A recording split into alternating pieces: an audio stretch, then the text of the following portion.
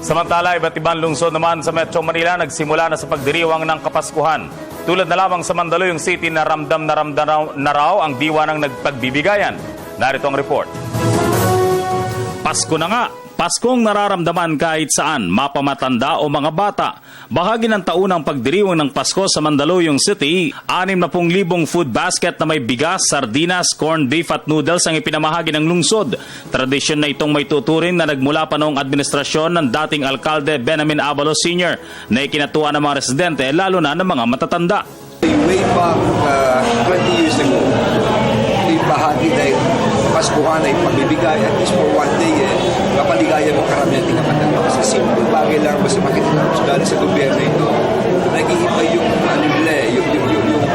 mood nila. At para sa mga bata, kasiyahan nga namang makitang may kislap ang kanilang mga mata sa tuwing nakakakita, nakakahawak at higit sa lahat, malayang nakakapaglaro. Habang busy ang mga magulang sa Christmas shopping, binuksan ang kauna-unahang battery-powered playground sa isang mall sa Quezon City. Tampok dito ang iba't ibang laruang pinapagana ng baterya na siguradong kagigiliwan ng mga bata. The first one is the Tone Town, which actually has a lot of musical instruments. And then we have the Whiz World that brings out the interest on education, digital, space, world.